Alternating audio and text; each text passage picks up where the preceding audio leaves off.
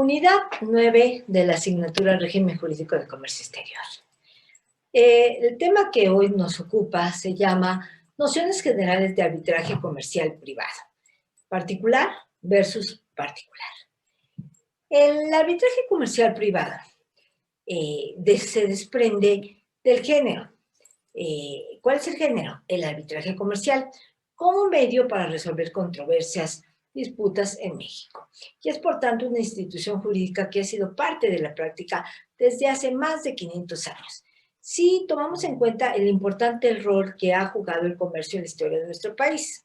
Sin embargo, el auge de dicho mecanismo alternativo de solución de diferencias es reciente y se remonta a los primeros años de la década de los 90, con la apertura comercial al exterior. Existen varias razones por las cuales las partes, al surgir alguna diferencia, prefieren recurrir al arbitraje y no someterse a los tribunales estatales. En primer lugar, porque el arbitraje les ofrece un medio más rápido, más eficiente para resolver sus disputas, además de que pueden dirimir sus diferencias sin que se afecte la actividad comercial de cada una de ellas. En el arbitraje, pudiéramos decir, se encuentra un medio muy especializado para analizar a fondo las circunstancias y condiciones de la materia objeto de la controversia, sobre todo para que el órgano que debe conocer y decidir respecto a este tema sea imparcial. Por ello, el arbitraje comercial marca las pautas para encontrar técnicas alternativas para la solución de controversias. Todos los días, sin duda alguna, existen intercambios de bienes y servicios entre proveedores y compradores. Con frecuencia, los operadores del comercio realizan sus transacciones a distancia por medio de representantes. La relación personal, pues, obviamente ha disminuido gracias al avance de las tecnologías, de los medios electrónicos, de los medios digitales, y entre otras, lo que ha obligado a las partes a actuar con fundamento en principios y objetivos de buena fe. Fue así como, de acuerdo a las prácticas, usos y costumbres internacionalmente aceptadas necesarias, se ha beneficiado el buen desarrollo del comercio. Frente a los compromisos internacionales adquiridos por México, se impuso la necesidad de crear un marco jurídico completo, moderno, acorde con la legislación internacional y suficiente para atraer la inversión y brindar seguridad jurídica a la comunidad. Recordemos que la reforma al Código de Comercio de 1993, que adopta la ley modelo de la Comisión de Naciones Unidas para el Derecho Mercantil Internacional, la famosa CENUMI, es precisamente fruto de dichas necesidades. Por ello, desde el año de 1993 a la fecha, el desarrollo del arbitraje en México se tornó dinámico. Fue hasta el año de 1988, con el propiamente hablando Código de Comercio, cuando tuvo un tratamiento obsoleto, o sea, quedó desfasado. ¿De qué? De la materia arbitral. Sin embargo, derivado de una primera reforma del 4 de enero de 1989, se introdujeron parcialmente algunas disposiciones de la ley modelo de la Comisión de las Naciones Unidas para el Desarrollo del Derecho Mercantil Internacional. ¿Cuál es? El Derecho Mercantil Internacional sobre arbitraje, el arbitraje comercial, que es internacional, la ley modelo de CENUMI, por sus siglas. Así es como de la Convención también para el reconocimiento de las sentencias arbitrales extranjeras adoptadas en la ciudad de Nueva York en el año de 1958, la famosa Convención de Nueva York, y de la Convención Interamericana sobre Arbitraje Comercial Internacional del año de 1975, la Convención de Panamá. El Código de Comercio tuvo una segunda reforma, que fue el 23 de julio de 1993, que modificó completamente el título cuarto del libro quinto para incluir una legislación moderna, completa y coherente en materia de arbitraje, bajo el título del arbitraje comercial. Misma que, sin duda alguna, incorporará el modelo de la CENUMI en forma íntegra. Esta ley está formulada para ayudar a los estados a reformar y modernizar sus ordenamientos legales sobre el procedimiento arbitral, a fin de que tengan en cuenta los rasgos peculiares y las necesidades del arbitraje comercial internacional. Además, se regulan todas las etapas del procedimiento arbitral, desde el acuerdo de arbitraje, pasando por la composición, la competencia del tribunal arbitral, el alcance de la intervención de este tribunal, hasta el reconocimiento y ejecución del laudo. con todas las modificaciones y adaptaciones necesarias para el derecho mexicano, así también respetando los principios tomados del Reglamento de Procedimientos Arbitrales de la propia CEDUME, principalmente en la materia referente al procedimiento y las costas de arbitraje. Se actualizó nuestro Código de Comercio. Cuando planteamos el tema del arbitraje, o sea, cuando hablamos de arbitraje comercial, nos referimos a un procedimiento de solución de conflictos en los que las partes, por medio de un acuerdo de voluntades, expresan su deseo de someter una controversia presente o futura que puede surgir a la decisión de un tercero llamado árbitro. Y para ello partimos de una cláusula arbitral o de una cláusula compromisoria. Se trata, pues, así, de un método heterocompositivo, porque la resolución que emite el árbitro, conocida como laudo o sentencia arbitral, es obligatoria para las partes. Si alguna se niega a cumplirla, podrá hacerse forzosa mediante los tribunales estatales. Entonces se dice que el arbitraje es comercial cuando se utiliza para solucionar controversias entre comerciantes, industriales, banqueros o proveedores de servicios, o bien cuando se utiliza entre uno de estos y un tercero sobre materia mercantil, incluyéndose los inversionistas. En términos del Código de Comercio, el arbitraje es cualquier procedimiento arbitral de carácter comercial con independencia de que sea o no una institución arbitral permanente ante la que se lleve a cabo. Así lo estipula el artículo 1416. Una institución administradora de arbitrajes tiene sus propias reglas. Sin embargo, estas se encuentran uniformadas con respecto a las reglas del estrado. Cuando las partes han acordado en su cláusula arbitral someterse a alguna de estas instituciones administradoras, es ella la que en caso de conflicto interviene. Cuando una institución administradora de arbitraje recibe la demanda de una de las partes con base en el acuerdo arbitral, notifica de ello a la demanda y hace entrega de la misma para posteriormente seleccionar a los árbitros, que pueden ser 1 o 3, según lo hayan acordado los interesados. Una vez seleccionados, designados, ratificados los árbitros y contestada la demanda, se pone en sus manos el expediente.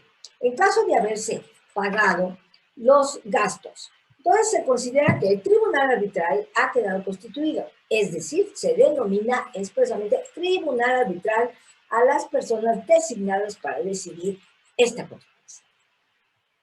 El laudo sentencia arbitral se dicta en el lugar donde se haya ubicado la sede del arbitraje, salvo que las partes dispongan otra cosa. Cabe mencionar que el acuerdo internacional más importante en materia de arbitraje y que ha constituido la espina dorsal del arbitraje moderno es la Convención de Naciones Unidas sobre el reconocimiento y ejecución de las leyes arbitrales extranjeras, conocida como Convención de Nueva York. ¿Para qué? Para los operadores del comercio. Es un litigio que debe resolverse pronto, de manera especializada y de manera sencilla. Entonces, no hay necesidad de alargar la decisión. El objetivo de las partes es, sin duda alguna, el comercio, por lo que el arbitraje constituye un medio muy eficaz para resolver las diferencias que de él se suscitan. Al procedimiento arbitral también pueden ser sometidos todos los litigios que normalmente se llevan a cabo en el proceso judicial estatal. Los únicos litigios que no pueden someterse a esta clase de arbitraje son aquellos que por su propia materia la ley no deja a la libre voluntad de las partes esta posible. El título cuarto del libro quinto del Código de Comercio es el cuerpo normativo donde se contiene la ley del arbitraje mexicano. En cuanto a su ámbito de aplicación, establece que abarcará tanto el arbitraje nacional como internacional, constituyéndose así el arbitraje internacional como aquel que tiene las siguientes características. Primero, las partes al momento de la celebración del acuerdo deben contar con los establecimientos en países diferentes. Segundo, el lugar del arbitraje será determinado en el propio acuerdo donde se establece y se reconoce, es decir, el lugar del cumplimiento de una parte sustancial de las obligaciones de la relación comercial o el lugar con el cual el objeto del litigio tenga una relación más estrecha. Este sitio o bien esté situado fuera del país en el que las partes tengan sus establecimientos. El criterio distintivo que establece el título cuarto del libro quinto del Código de Comercio es el del lugar sede del arbitraje. Es decir, si el lugar es México, será mexicano. Si se encuentra en el extranjero, será considerado, ya formalmente dicho, un arbitraje internacional de conformidad con lo previsto en el artículo 1415. El Código de Comercio en el capítulo segundo establece que el acuerdo de arbitraje deberá constar por escrito y consignarse en un documento firmado por las partes. Se prevén las reglas de admisión del litigio al arbitraje cuando exista un acuerdo arbitral válido entre las partes. Asimismo, se prevé la posibilidad de solicitar al juez la adopción de medidas cautelares provisionales con anterioridad a las actuaciones arbitrales o durante su transcurso. Por su parte, el capítulo tercero marca esencialmente la composición del tribunal arbitral y al tratamiento sobre recusación o renuncia de los árbitros. Adicionalmente a esto, se prevén las causas de recusación de los árbitros, así como el procedimiento que se debe seguir para tal efecto. En el capítulo cuarto se prevé lo relativo a la competencia del tribunal arbitral. En torno a dicho tema, el Código de Comercio sigue el principio competes competens, a reconocer que el tribunal arbitral estará facultado para decidir sobre su propia competencia. La cláusula compromisoria que forma parte del contrato se considerará como un acuerdo independiente de las demás estipulaciones del contrato. En el capítulo quinto del Código de Comercio se establecen las reglas en cuanto a la sustanciación de las actuaciones arbitrales como principio medular del tribunal arbitral y deberá tratar a las partes con igualdad. También deberá darles plena oportunidad de hacer valer sus derechos. En el capítulo sexto se regula lo relativo al procedimiento del laudo y a la terminación. A la terminación de las actuaciones del tribunal arbitral. El laudo se emitirá de conformidad con las normas de derecho elegidas por las partes, o en su defecto por el propio tribunal arbitral. Se dictará por escrito y será firmado por él o los árbitros, salvo parte en contrario. El laudo deberá ser motivado. Finalmente, en este capítulo, en la parte final de este capítulo, se establecen las causas de terminación de las actuaciones arbitrales y un mecanismo para que las partes puedan solicitar la corrección o una interpretación del laudo, o inclusive que se dicte uno nuevo respecto a las reclamaciones sometidas en la resolución original. En el capítulo séptimo del título cuarto, se prevé el tratamiento relativo a las costas y a los honorarios del tribunal arbitral. El capítulo octavo establece las reglas aplicables al procedimiento para declarar la nulidad de los laudos arbitrales. Siguiendo este orden de ideas, en el capítulo 9, se refiere al reconocimiento y ejecución de los laudos.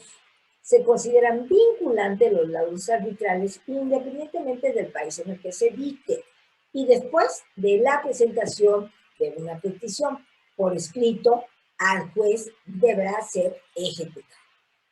Asimismo, se prevé las causales para negar la ejecución de un laudo arbitral, que consisten en las mismas causales para declarar la nulidad. La ejecución del laudo se sustanciará incidentalmente de conformidad con lo que prevé el artículo 360 del Código Federal de Procedimientos Civiles, sin que la resolución pueda ser objeto de recurso alguno. Entre las partes. Este arbitraje privado es el que inician los particulares, quienes establecen sus propias reglas, como en el caso del arbitraje comercial.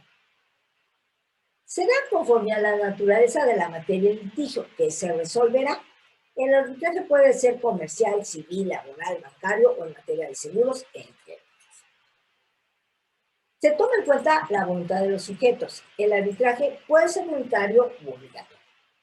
El arbitraje comercial es de carácter voluntario cuando las partes acuerdan someter sus diferencias a la resolución de un tercero.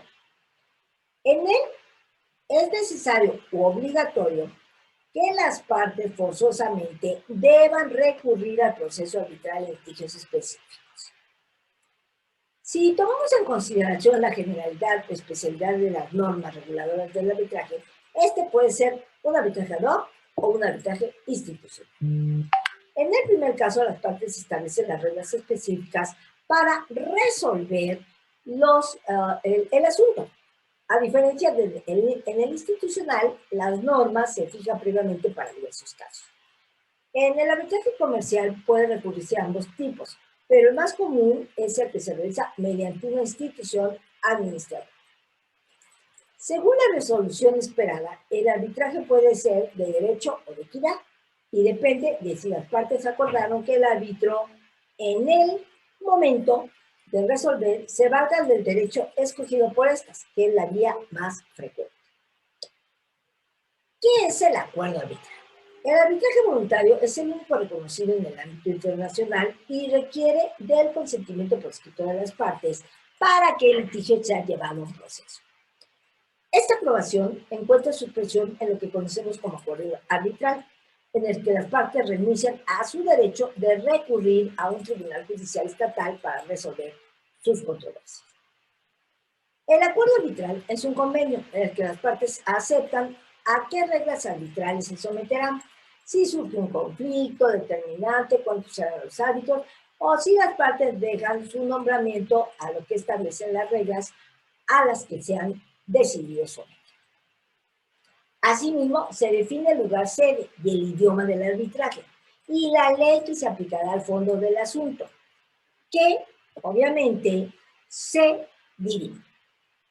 Con base en este acuerdo, es el uso de la autonomía de la voluntad el que prevalece y que ha preferido someter los litigios presentes o futuros al arbitraje en vez de recurrir a los órganos jurisdiccionales, es decir, a los tribunales.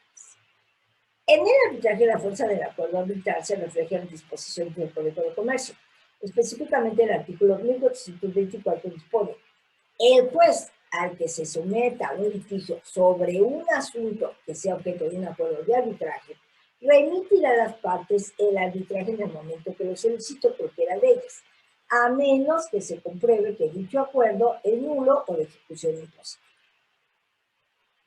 Bueno, aun cuando la validez del acuerdo sea contradicha ante un juez estatal, este hecho no interrumpe el proceso arbitral, según lo indica el mismo artículo, cuyo último párrafo establece: si se ha entablado la acción a que se refiere el párrafo anterior, la nulidad o ineficiencia del acuerdo, se podrían, no obstante, iniciar o proseguir las actuaciones arbitrales y dictar, por ende, un laudo mientras la cuestión esté pendiente del juez. También están las clases de acuerdo arbitral o tipos de acuerdo arbitral. El acuerdo puede ser previo o posterior. El acuerdo es previo cuando se pacta antes de que surja el litigio, es decir, se prevé la posibilidad de un litigio futuro. En el segundo, que es el posterior, se encuentra o surge cuando el asunto del litigio ya está presente. En México se conocen ambos tipos de acuerdo, se reconocen nuestros nombres. El acuerdo arbitral es de naturaleza independiente y por lo general se incluye en los contratos, como una de sus cláusulas, a fin de que se arbitren los posibles conflictos que surgen con motivo de los derechos y obligaciones establecidos. Sin embargo, puede tratarse un acuerdo que no conste en el contrato. En este caso, debe señalar el sujeto, el tipo de litigio o negocio que se arbitra. Por otro lado, deben incluirse las reglas a las que se someterá el arbitraje. En caso de que no se someta a ninguna de ellas, entonces se deberá definir la forma de constitución del tribunal arbitral, las normas aplicables y los procedimientos posibles. En todo este acuerdo arbitral es indispensable señalar también el lugar del arbitraje, el número de árbitros, el idioma del arbitraje y la ley aplicable al fondo del asunto, que será sometido, insisto, a este medio de solución, es decir, el arbitraje. En este último caso, basta que el acuerdo arbitral se determine expresamente qué derecho se va a aplicar. El acuerdo se perfecciona con el consentimiento de ambas partes y solo a ellas les obliga. Por lo que se refiere a la forma del acuerdo arbitral, según la Convención sobre el Reconocimiento y Ejecución de Laudos Arbitrales Extranjeros, la Convención de Nueva York, este debe constar por escrito la Convención Interamericana sobre Arbitraje Comercial, la Convención de Panamá, que agrega que puede estar firmado por las partes. El Código de Comercio también agrega que puede ser en facsímil, en su artículo 1423. Por tanto, no es necesaria la escritura pública.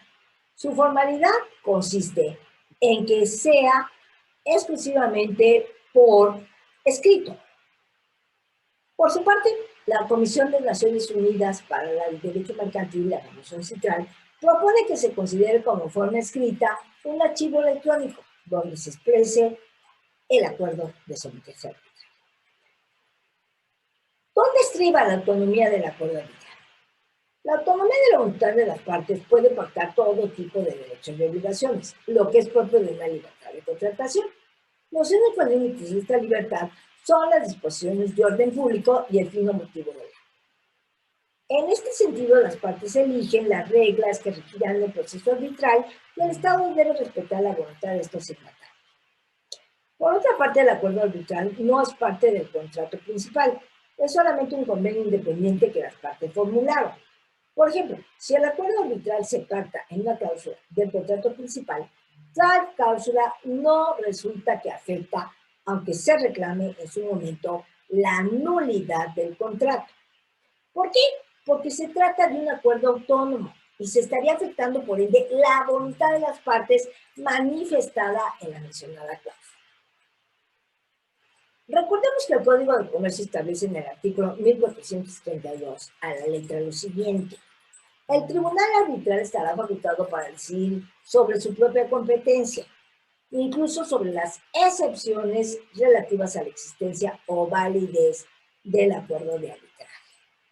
A ese efecto, la cláusula compromisoria que forme parte de un contrato se considerará como un acuerdo independiente de las demás estipulaciones del contrato.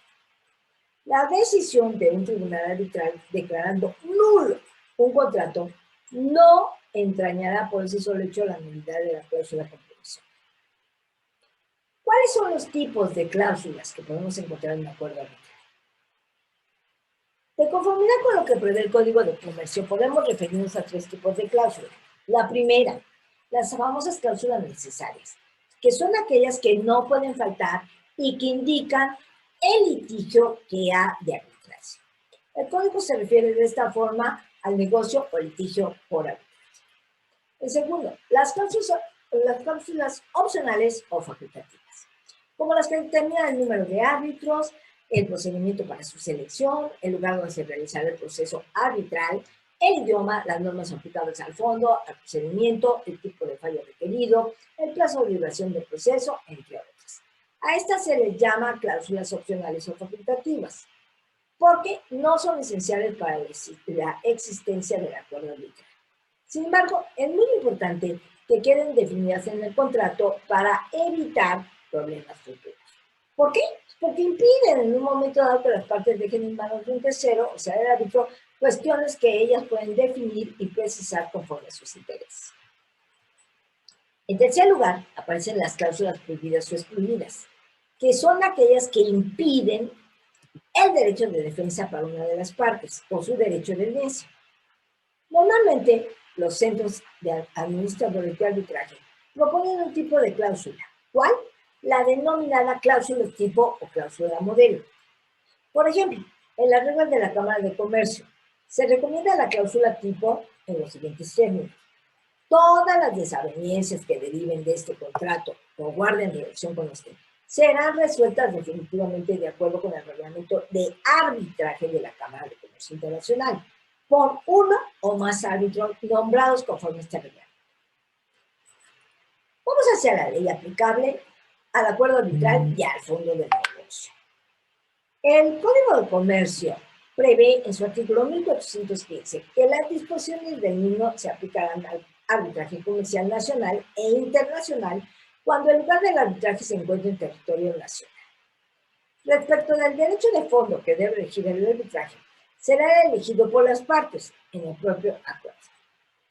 Si las partes no indicaron la ley que debe regir el fondo del litigio, el tribunal arbitral tomará en cuenta las características y conexiones del caso, determinará el derecho aplicable siempre y cuando o solo si las partes le han autorizado expresamente para hacerlo. En todos los casos, el tribunal decidirá con arreglo a lo estipulado en el convenio y tendrá en cuenta, todos los usos mercantiles aplicables al caso de conformidad con lo que establece el artículo 1445.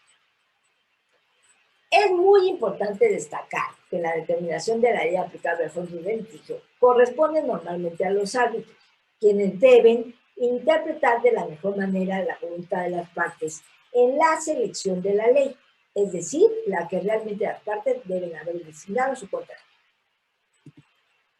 Los medios de extinción del acuerdo arbitral son aquellos, pudiéramos decir, que se aplican en los propios términos, y a saber son los siguientes. Los relacionados con el cumplimiento del objeto previsto en el acuerdo, si se había previsto un litigio específico y si fue resuelto, el acuerdo se extingue.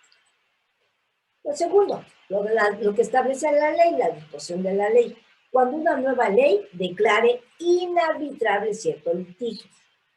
El tercer aspecto, cuando el acuerdo entre las partes.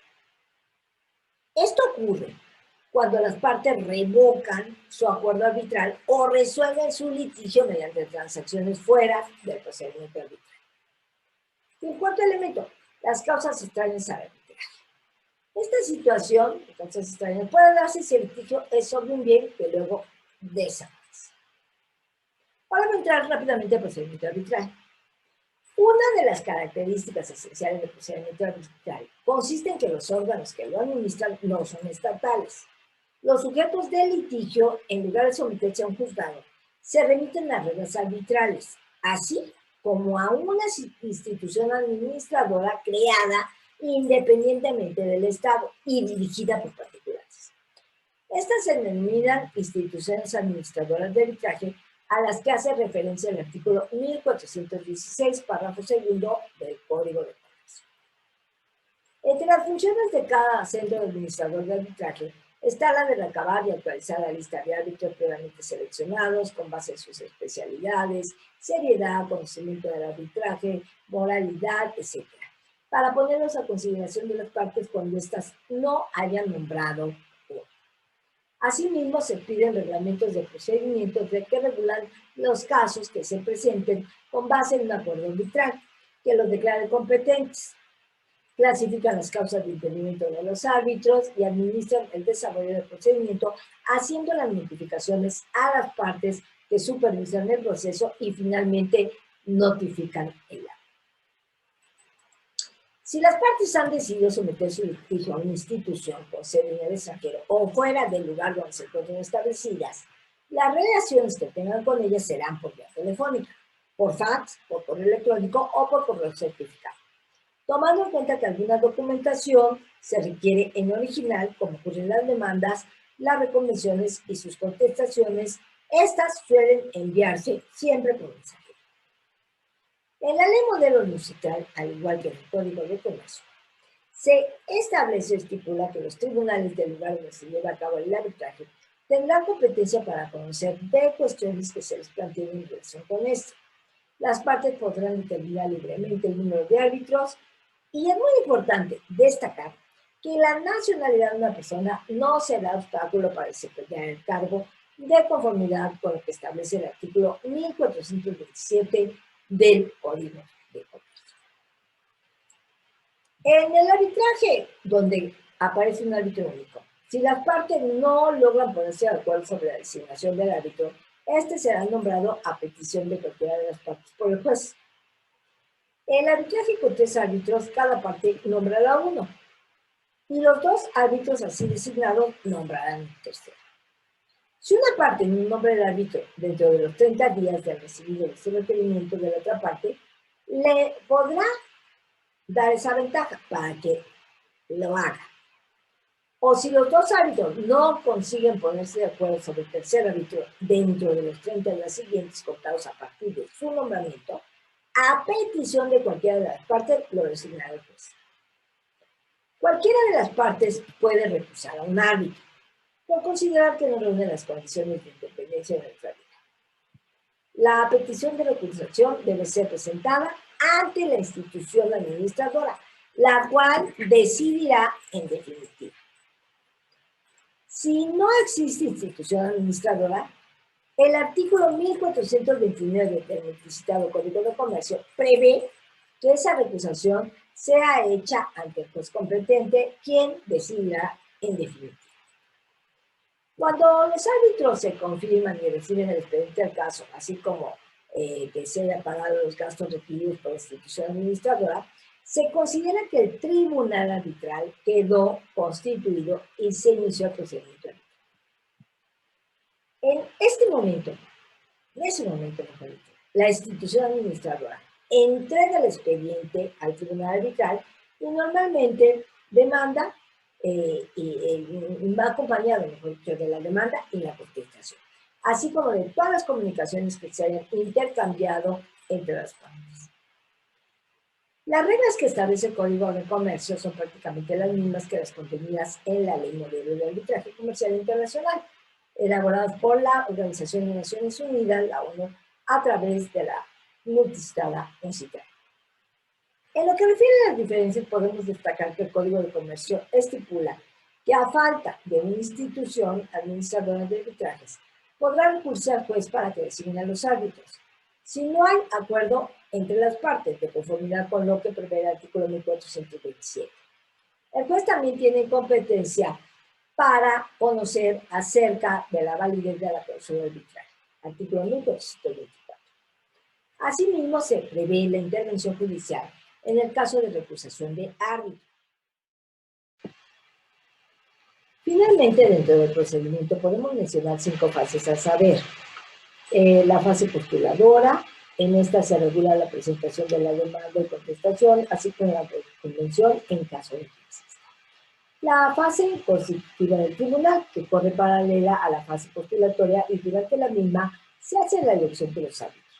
Aquí las partes eligen a sus árbitros, de su omisión, el centro administrador, en su caso el juez, procede a la designación. Una vez elegidos, requieren declarar por escrito su neutralidad e independencia para que la institución administradora ratifique su nombramiento. La fase confirmatoria, en donde las partes junto con el árbitro redactan un documento en el que se especifica cuál es la litis, las fechas de las audiencias, la forma de presentación de las pruebas, si se requieren peritos como deben actuar y si pueden ser interrogados por las partes. ¿Cuáles son las reglas de comunicación entre las partes y los árbitros? En primer lugar, el calendario de actividades. Los teléfonos, los fax, los correos electrónicos y demás medios de comunicación. Documentos que deben de estar firmados por las partes y los árbitros. A esto se le denomina acta de emisión de términos de referencia. Su importancia radica en que sirve como elemento regulador del procedimiento, así como para los árbitros representa la seguridad de lo que resuelvan en el acto. La fase probatoria. En ella se ofrecen las pruebas y las partes reunidas ante el árbitro las desahogan. Este suele ser el único momento en el arbitraje en que las partes del árbitro se reúnen físicamente. Lo hacen en un lugar serio o pueden acordar o por escrito. En su caso también comparecen los peritos para rendir oralmente por escrito su peritaje, con la posibilidad de ser representados por las partes. La fase conclusiva, siempre y cuando las partes así lo acuerdan o los árbitros lo reciben. Se está precisamente en este momento cuando van a presentarse las conclusiones o alegatos y posteriormente los árbitros elaborarán su decisión, que es el laudo, la sentencia arbitral, los alegatos, conclusiones, la vida de los árbitros, que permite constatar que con base en la definición de la litis que se hizo en el acta de emisión. Todo esto para corroborar que se ha juzgado lo que las partes acordaron en la cláusula arbitral.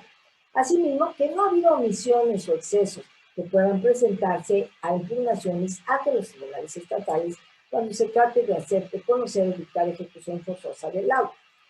Todas estas conclusiones y alegatos servirán de directrices para que el tribunal en el momento pueda elaborar el laudo. Puede existir una demanda o reconvención, siempre y cuando, si se presenta la parte reconvenida, tiene derecho a contestar.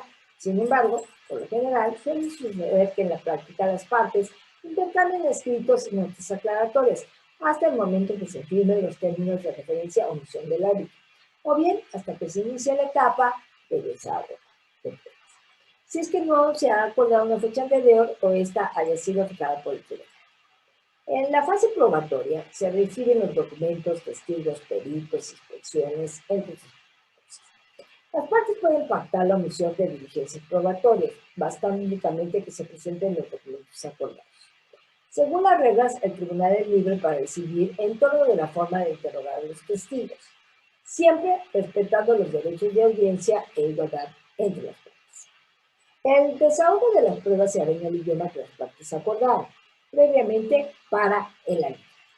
En todo momento los árbitros tienen plena libertad para conducir el procedimiento, como lo estimen más oportuno, respetando los principios establecidos en las reglas de arbitraje. Con el objeto de mantener siempre la igualdad entre las partes al final de la fase probatoria, el tribunal arbitral debe consultarlas siempre y sobre los efectos de que si ya desahogaron todas las pruebas que ofrecieron, así como se expresaron todas sus defensas. Esta confirmación se recomienda que quede precisada en una acta firmada por las partes y los árbitros para evitar que esta fase del procedimiento sea atacada en unidad con el argumento de que alguna de las partes no fue huida y con ello vulnerarse el derecho y la garantía de la vida. El laudo. El procedimiento concluye con el laudo, que es el que resuelve el fondo controvertido. Los árbitros gozan de libertad para elaborar el laudo.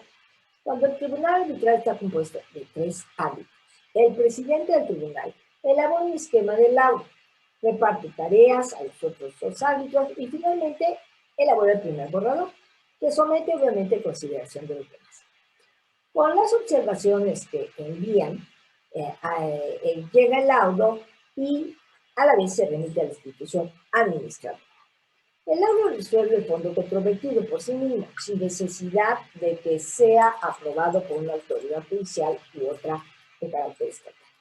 De conformidad con el Código de Comercio, un laudo es simple cuando solo resuelve la controversia, aunado a este se encuentra el laudo interpretado, mismo que consiste en que una vez pronunciado el laudo, simplemente se desentraña su sentido. Por último, es conocido el laudo adicional, en el que se resuelven las pretensiones no resueltas en el laudo de conformidad como lo estipula el artículo 1450 del Código de Comercio. Se puede hablar de un laudo nacional y extranjero, y esta clasificación alude expresamente al Código de Comercio, cuando establece que serán sujetos de reconocimiento y ejecución los laudos dictados en otro país. Esto refiere al capítulo 9 del título 4, libro 5. El origen del laudo sirve para aplicar la reciprocidad establecida en la Convención de Nueva York. Además del origen del laudo, se tiene como utilidad saber dónde deben estar atentados los agentes diplomáticos, consulares o las autoridades locales, que más adelante podrán certificar o legalizar el laudo. El laudo debe ser congruente y exhaustivo. Mediante el primero, se deben resolver las mismas pretensiones que fueron sometidas al proceso. Esto es, no se puede resolver otro tipo de pretensiones. En lo que refiere al laudo exhaustivo, significa que los principios del laudo deben resolver todas las pretensiones llevadas al proceso arbitral. No debe quedar ninguna sin resolverse, es decir, no debe faltar nada. El laudo debe estar motivado y fundamentado. Significa que los árbitros deben expresar con claridad y brevedad las razones que lo llevaron a pronunciar el laudo. No hay ningún formalismo para hacerlo. Sin embargo, si se trata de un laudo que deba ser presentado ante los tribunales mexicanos para su reconocimiento, es muy recomendable solicitar a los árbitros que la motivación sea lo más amplia posible y que funden sus razones en el derecho aplicable para evitar que el juez, por desconocimiento de las reglas arbitrales, lo pueda rechazar. Si los tribunales arbitrales son colegiados, el laudo puede adoptarse por mayoría de votos de los árbitros. Esto nos indica en otra clasificación que los laudos pueden ser por unanimidad o por mayoría. En la actualidad, la Convención de Nueva York obliga a las autoridades estatales a reconocer y ejecutar el laudo que se ha pronunciado. La posibilidad de combatir una resolución arbitral será cuando alguien la considere ilegal o injusta. En caso de que los árbitros se hayan excedido sus facultades o no han resuelto todo lo que las partes acordaron, que debían de resolver por el tribunal arbitral. De esta forma, de esta manera, quien se siente inconforme con la resolución la impugna para efectos de que se corrija. Algunos medios, como los remedios procesales, pretenden la corrección, no la anulación del acto que se estima establecido. El laudo puede ser aclarado o complementado, de conformidad con lo previsto en el artículo 1451 del Código de Comercio. La nulidad o revocación del laudo es el medio de impugnación aceptado y reconocido por el Código de Comercio en su artículo 1460, el cual solo podrá ejercerse ante los tribunales del país que haya sido sede de la ley. Gracias, profesor.